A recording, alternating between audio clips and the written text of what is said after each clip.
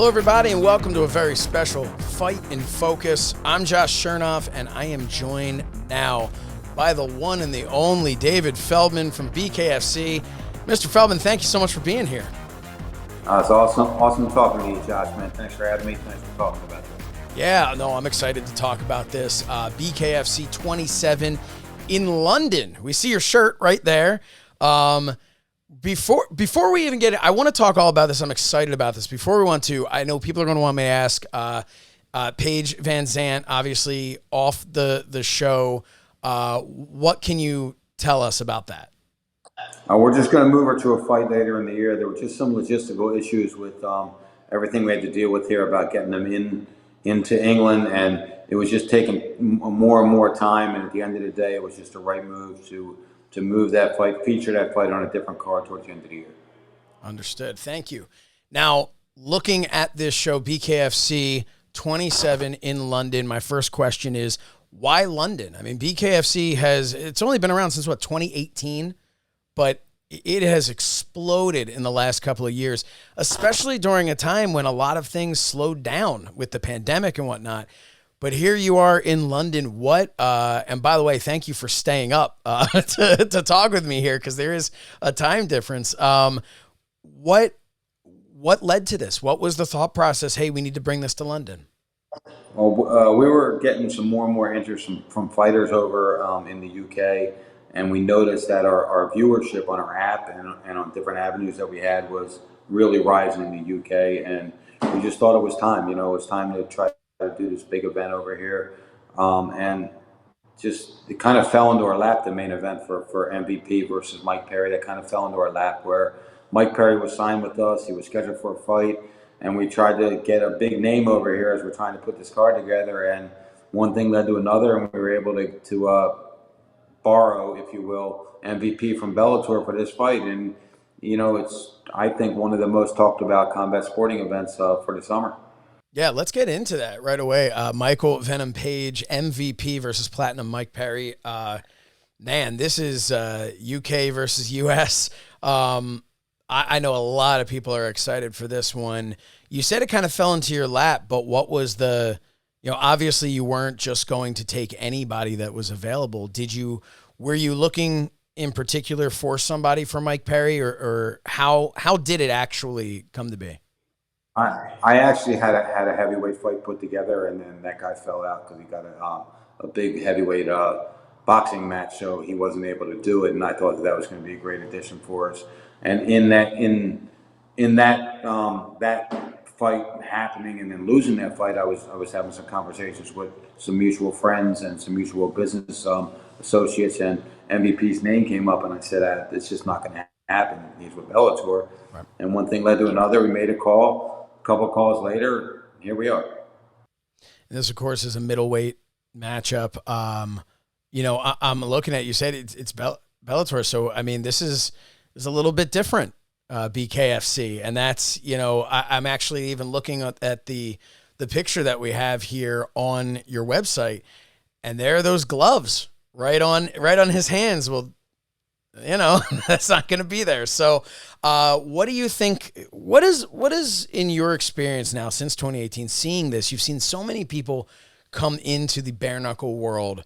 On average, I mean, not to give legitimate numbers here, but what do you think?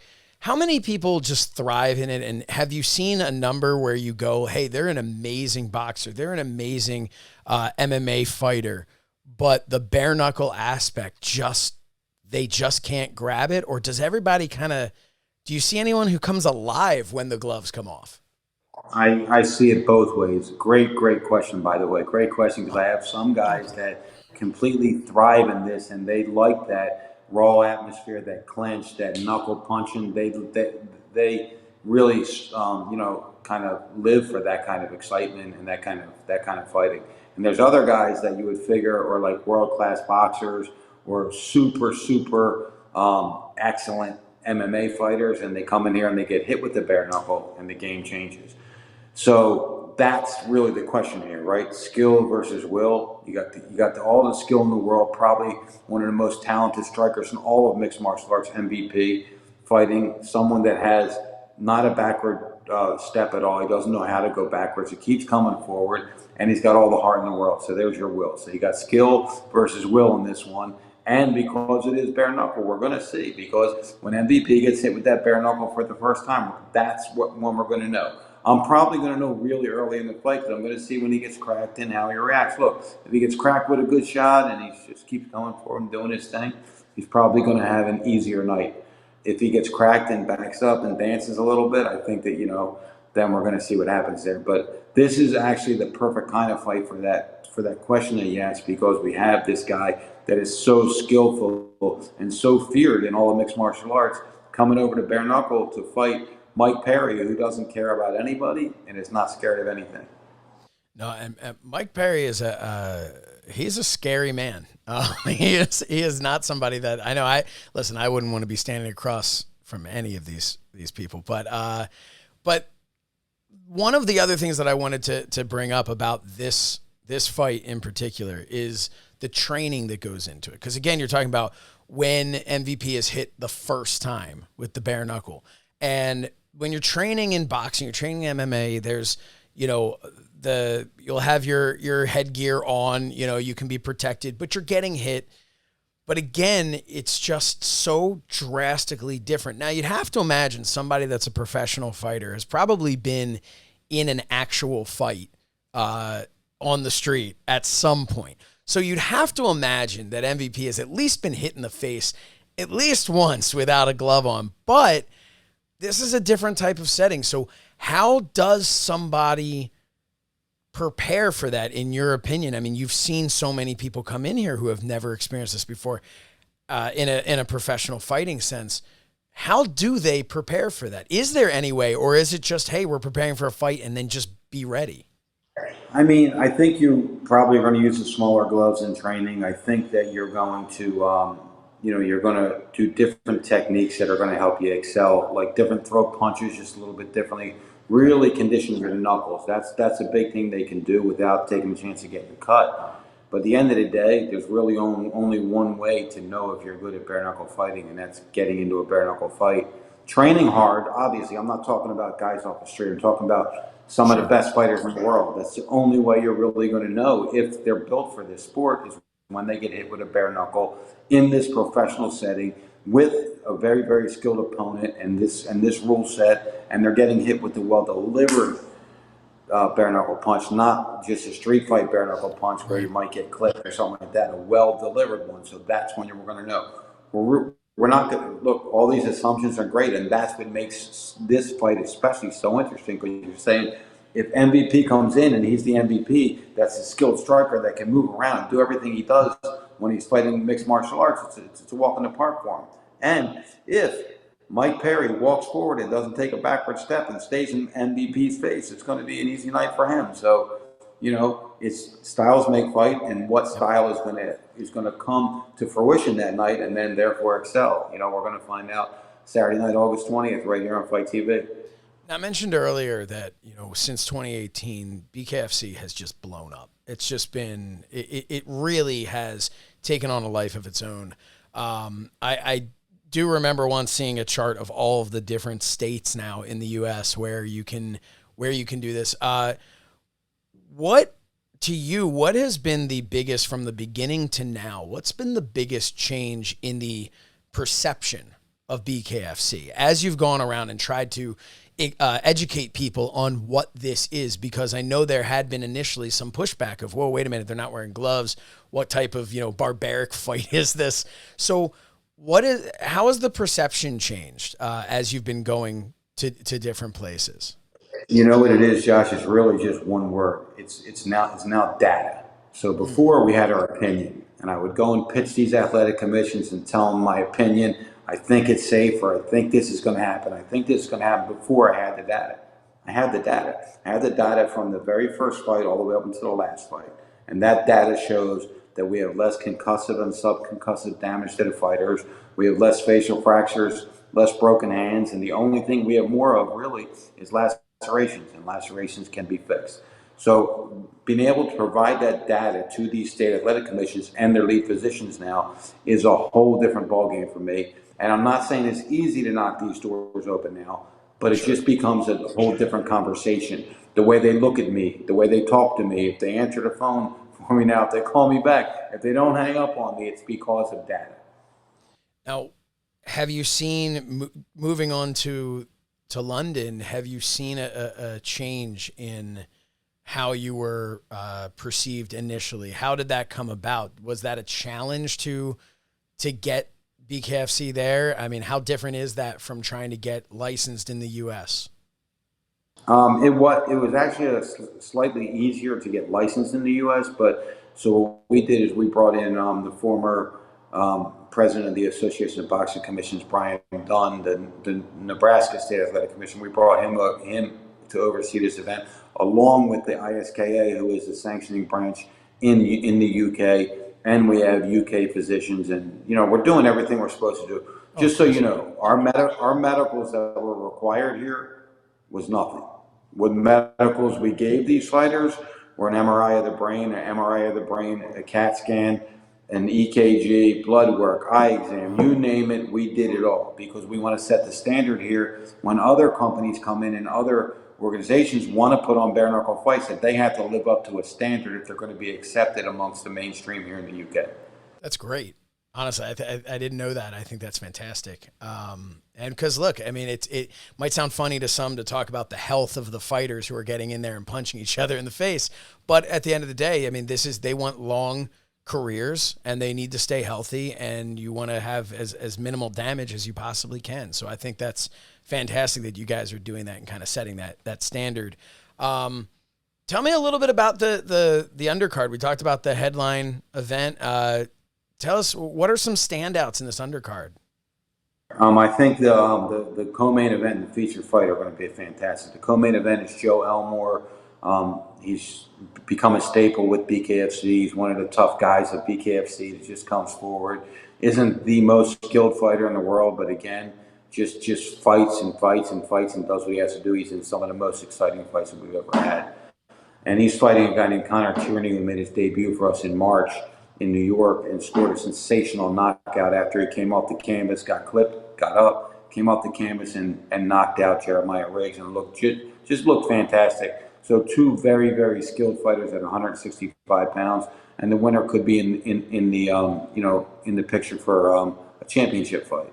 And then underneath that we have James Lilly, who is a very big standout here in the British bare knuckle boxing scene, and he's going to be taking on another guy from over here as well, Tyler Goodjohn, who had a few fights for us as well and is very well experienced and a really tremendous skilled bare knuckle fighter. So that's going to be a tremendous fight. We have Sam Shoemaker, the Hillbilly Hammer. He owns a couple of one-punch knockouts for us. He'll be taking on Mick Terrell, a guy who is really sought after over here and thought of as one of the best heavyweight bare knuckle fighters in all of the UK. And then just a slew of other prospects that are really trying to make a name for themselves. Look, our first show, we didn't go to the local convention hall or the local gymnasium. We went to the Wembley Arena. So these guys want to fight at the Wembley Arena. So we put together a tremendous card, and I think the fans are in for a real treat. I mean, from top to bottom, probably the most evenly matched fight card that we've ever matched with some of the best talent that we've ever had on one fight card. And I'm, as a fan, as you might not notice, but a lot of people that know me in this sport, I sit on the edge of my seat all the time. I'm the biggest fan of this sport. So this fight, I'm going to be doing the same thing. I can't wait to watch it. And there's people from all over. I was looking from Poland, from Canada, of course. We have the UK and the US as well. But there's so many people coming from all over to be able to be a part of this. But I'm glad you mentioned where this is taking place. This venue's got to be about 100 years old at this point.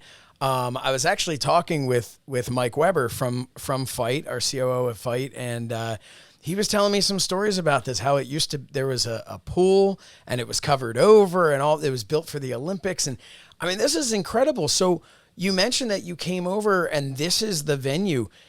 How did that come to be? Did you say to yourself, that's where I want to be, and then went to try to get there? Or did you say, hey, we want to do something in London, and once it was decided, okay, we can do that, you then started to look at venues? How did that come about? So it wasn't like, let's just do a fight in London and then let's see who we're going to put on the card. Although that happened, unfortunately, because our main event fell out. It wasn't like, let's just see if we can find a place to do this. It was like, let's go over to London and make a statement. Let's show these guys what bare knuckle fighting really truly is about. And I think after this event, we're going to gain so many new fans because look, they're so boxing rich over here, and we are going up against a very big heavyweight championship fight in Anthony Joshua, who's an icon over here. But we're doing something different. We're doing something that fans can adapt to, right? Like, not every fan knows about the different boxing punches. Yeah, they know they're throwing punches, but they don't know where you're slipping, where you're doing this, you're catching punches, you're doing all this kind of stuff. They certainly don't know all the mixed martial arts moves. Like if I ask anybody in a room, do you know what Uma Pilata is? And they look at me cross-eyed. But if I ask anybody at any age, man, woman, black, white, Chinese, it doesn't matter. Do you know what a bare knuckle punch to the face is? Every single one of them does. That's why our sport is more adaptable to the common person. Now it's just, why'd we come here? To get more new fans, to grassroots this thing. Not just watch it on TV, watch it live. Why? Because when you watch it live, you hear this sound. And when you hear that sound in person, you're like, what is this? And then you become a fan for life. So that's really what it's about, is to get them to watch it in person, come to these different places. We're going to 5 or 6 different countries this year. We also have a fight September 3rd in Thailand. So we have a lot of really great things, coming out for us this year. But it's important for us to grow, not just as the promotion, but as the sport, to get people to watch this thing live. And that's why we have to go around the world. And that was going to be my next question, was where else are you going? Because obviously you're going to have fans that can't be there and they're watching it on FITE, but they are going to want to experience this live. So you mentioned Thailand. Where else is BKFC headed?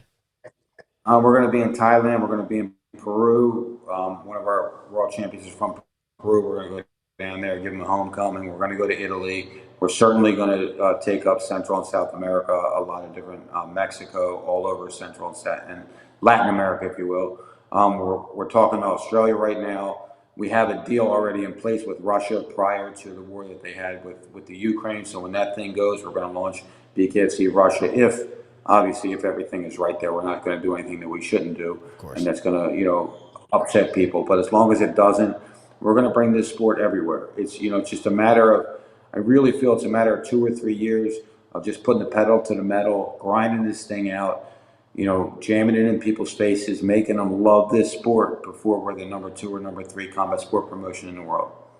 Awesome. Well, I can't wait to watch as you guys continue this journey. BKFC 27 comes to you live from London, 2 p.m. Eastern time. Here in the U.S., it's August 20th. In the U.K., 7 p.m. Eastern Standard Time, 2 p.m. So 2 p.m. Eastern Standard Time, Saturday afternoon, 7 p.m. U.K. time. I encourage you, if you're a fan of combat sports and you haven't seen bare knuckle fighting before, to tune in, because this will be the best show that you can possibly tune in for.